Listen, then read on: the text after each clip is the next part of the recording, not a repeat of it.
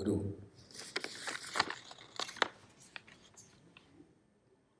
32 വർഷം പിന്നിലേക്ക് ഞാൻ പോവുകയാണ്.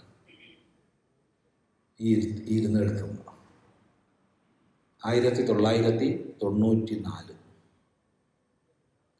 എറണാകുളം ചിന്മയ മിഷനിൽ ഒരു പ്രഭാഷണം. രാവിലെ വേദാന്ത ക്ലാസ്സാണ്, എന്താണെന്ന് ഓർമ്മയില്ല, എന്തോ ഒരു പ്രകരണമാണ്, വേദാന്ത പ്രകരണമാണ്. വൈകുന്നേരം പൊതുപ്രഭാഷണം. ആ പൊതുപ്രഭാഷണം ഭഗവത്ഗീതയിലെ പ്രത്യേകം വിഷയങ്ങളാണ്. ചിന്മയ മിഷൻ ശ്രദ്ധിക്കണേ, ഭാഷ വളരെ ശ്രദ്ധിക്കണം. എനിക്ക് താമസിക്കാൻ വേണ്ടി ഒരു റൂം തന്നിട്ടുണ്ട്. അപ്പോൾ 7 ദിവസത്തേക്ക് 5 ദിവസത്തേക്ക് ആ റൂം ആരുടേതാ? എൻ്റെതാ. 5 ദിവസത്തേക്ക്. 5-ാമത്തെ ദിവസം കഴിഞ്ഞാൽ എനിക്ക് അധികാരമില്ല. ഇപ്പം ഈ കസേര 9 മണി വരെ എൻ്റെതാ.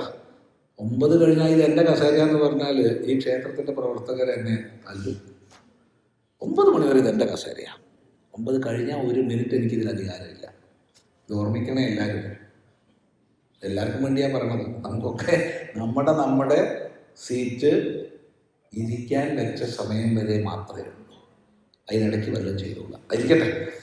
ഏതായാലും രാവിലത്തെ പ്രഭാഷണം കഴിഞ്ഞു, രാവിലത്തെ ക്ലാസ് കഴിഞ്ഞ് എൻ്റെ റൂമിലെത്തി. എൻ്റെ റൂമിൽ വെള്ളം കുടിക്കുക, കുറച്ച് വെള്ളം എടുത്ത് കുടിക്കുക. അത്രയും നേരം സംസാരിച്ചാലേ 2 മണിക്കൂർ. അപ്പോൾ ഒരാൾ വന്നു. ഞാൻ സ്നേഹപൂർവ്വം ഇരിക്കുമെന്ന് പറഞ്ഞു. അയാൾ ഇരുന്നു. വെള്ളം കുടിച്ച് ഇങ്ങോട്ട് തിരിഞ്ഞ് എന്നോട് അയാൾ വെടിവെച്ച പോലെ ഒരു ചോദ്യം.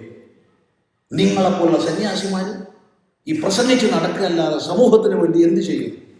നിങ്ങൾ കഷ്ടപ്പെട്ടവർക്ക് വേണ്ടി എന്ത് ചെയ്യും? ഞാനൊന്ന് നോക്കിയായിട്ട് കാലിൻ്റെ അടുത്തുനിന്ന് തല വരെയും തലയുടെ അടുത്തുനിന്ന് കാലിൽ വരെയും നോക്കി.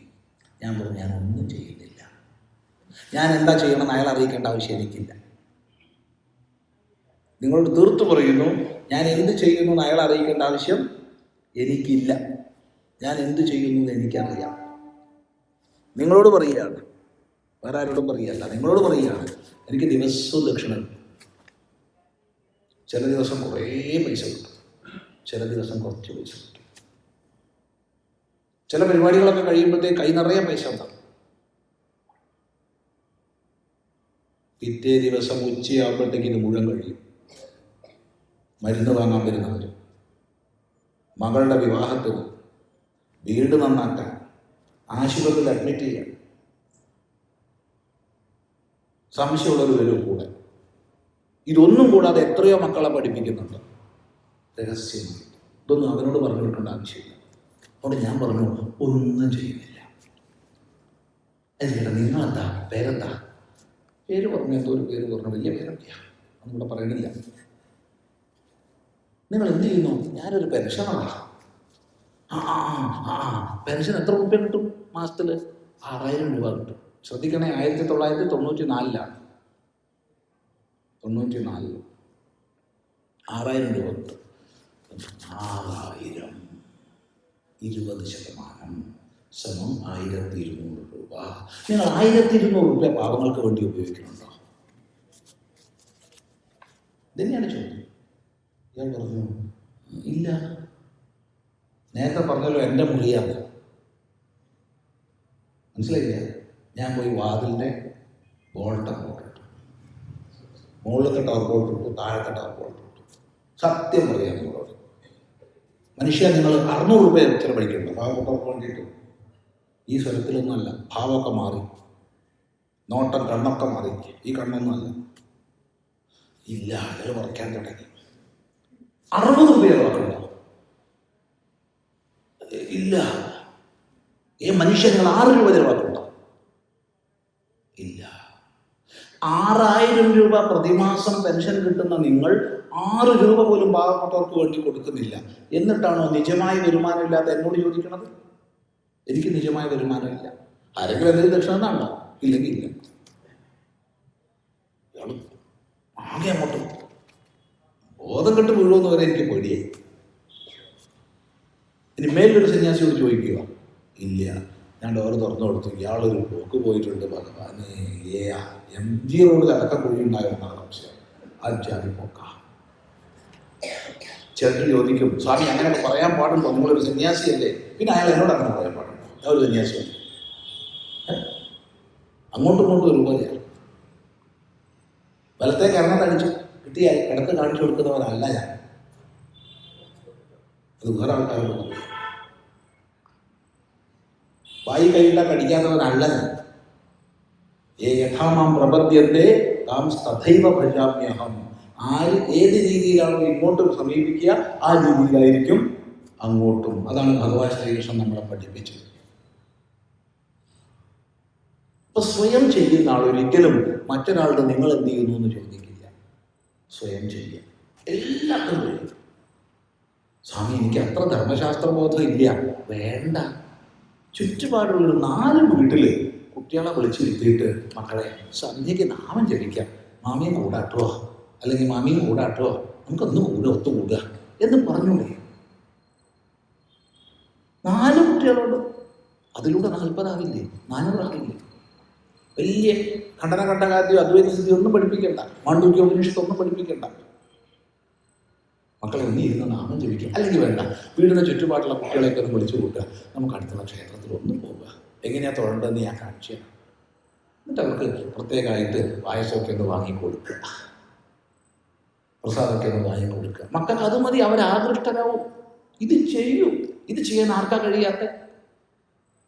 നമ്മുടെ ചുറ്റുപാടിൽ ദുഃഖമുള്ള വീടുകളിൽ എത്തിച്ചേരുക, രോഗമുള്ള വീട്, മരണം നടന്ന വീട് എത്തിച്ചേരുക, ഒറ്റപ്പെടലിൻ്റെ നൊമ്പരമുള്ള വീടുകളിൽ എത്തിച്ചേരുക. നമ്മൾ ഒന്നാണെന്ന് കാണിക്കുക. ഇങ്ങനെ പ്രവർത്തനം ചെയ്യാൻ കഴിയാത്ത ആരും കൂട്ടത്തിലില്ല. ഉണ്ടോ? പറയൂ, ഉണ്ടോ? ചെയ്യുന്നുണ്ടോ എന്ന് ചോദ്യം. ചെയ്യുന്നുണ്ടോ എന്ന് എനിക്ക് ചോദിക്കാൻ അധികാരമുണ്ട്. കാരണം എൻ്റെ കഴിവിൻ്റെ പരമാവധി ഈ പറഞ്ഞ എല്ലാ പണിയും ചെയ്യുന്നുണ്ട്. രോഗികളെ കാണാൻ പോകുന്നുണ്ട്, മരിച്ച വീടുകളിൽ പോകുന്നുണ്ട്, എല്ലാം ചെയ്യുന്നുണ്ട്. എൻ്റെ കഴിവിൻ്റെ പരമാവധി അത്രയേ പറ്റുള്ളൂ, അതിൽ കൊണ്ട് പറ്റില്ല. അപ്പോൾ തന്നെ വളരെ ഉറക്കം തന്നെ കുറച്ച് കുറഞ്ഞു. ഡോക്ടർമാർ വഴക്ക് പറഞ്ഞിരിക്കുക. ചിന്തിക്കുക. അതുകൊണ്ട് ലോകത്തിൽ മറ്റൊരാളോടും നീ എന്ത് ചെയ്യുന്നു എന്ന് ചോദിക്കുന്നതിന് മുമ്പ് സ്വയം ചോദിക്കാൻ, ഞാൻ എന്ത് ചെയ്യുന്നു? ഏതായാലും എത്രയോ മഹാത്മാക്കളുടെ പ്രവർത്തനത്തിൻ്റെ ഫലമാണ് ഇന്ന് നമ്മൾ ഈ കാണുന്ന ഉയർച്ച. ശ്രദ്ധിക്കുക. ഈ മഹത്തായ രീതിയിൽ ക്ഷേത്ര സങ്കേതം പ്രവർത്തിക്കുന്നത് എന്തുകൊണ്ടാണ്? ഇടക്കാലത്ത് ജീർണിച്ച് പോയിട്ടുണ്ടെങ്കിൽ, ഇടക്കാലത്ത് വേണ്ട ശ്രദ്ധ ഉണ്ടായിരുന്നില്ലെങ്കിൽ, ശ്രദ്ധാലുക്കളായ ചിലരും കഴിഞ്ഞ തലമുറയിൽ ഉയർന്നു വരികയും അതിൻ്റെ പിന്തുടർച്ച ഈ തലമുറയിലും ഉണ്ടാവുകയും ചെയ്തതുകൊണ്ടാണ് നമ്മളിവിടെ ഒത്തുകൂടുന്നത്. ഇതുപോലെയാണ് എല്ലാം. അതിനെ കാണുക, അതിന് വിലമതിക്കുക, അതിനെ ആദരിക്കുക, അതിൽ നിന്ന് പാഠം ഉൾക്കൊണ്ട് നമ്മളും അനുവർത്തിക്കണമെന്ന് മനസ്സിലാക്കുക. എല്ലാവർക്കും ഒരുപോലെ കഴിയില്ല. ഗരുഡൻ പറക്കണ പോലെ പരുന്തിന് പറ്റില്ല, പരുന്ത് പറക്കണ പോലെ കാക്കയ്ക്ക് പറ്റില്ല, കാക്ക പറക്കണ പോലെ കുരുവിക്ക് പറ്റില്ല, കുരുവി പറക്കണ പോലെ കൊതുകിന് പറ്റില്ല. പക്ഷെ ഇവരെല്ലാം പറക്കണുണ്ടല്ലോ, എല്ലാം പറക്കണില്ലേ? ഇവർക്കെല്ലാം പക്ഷങ്ങളുണ്ട്, എല്ലാം പക്ഷികളാണ്. ചിലർ കൊതു പക്ഷിയാണോ സ്വാമി? കൊതു പക്ഷിയാണ്. പക്ഷമുണ്ടെങ്കിൽ പക്ഷിയാണ്. 4 കാലുണ്ടോ ഇല്ലയോ എന്നല്ല ചോദിച്ചു. പക്ഷമുണ്ടോ? ഉണ്ട്, പക്ഷിയാണ്. പറഞ്ഞതിന് താല്പര്യം, വേറൊരാൾ ചെയ്യുന്ന പോലെ നമുക്ക് ചെയ്യാൻ കഴിയില്ല. ശങ്കരാചാര്യ ചെയ്ത പോലെ എനിക്ക് പറ്റില്ല, പക്ഷെ എനിക്ക് പറ്റുന്ന പോലെ പറ്റും. ഇതുപോലെ ഇരിക്കണം. ഓരോരുത്തർക്കും അവരവർക്ക് പറ്റുന്ന പോലെ പറ്റും. അത് ചെയ്യാം. അതാണ് പ്രത്യേകിച്ച് പറയാനുള്ളത്. ഏതായാലും 2 മിനിറ്റ് അധികമായി പോയി, സാരമില്ല. സമയനിഷ്ഠ ഒന്ന് തെറ്റിച്ചു.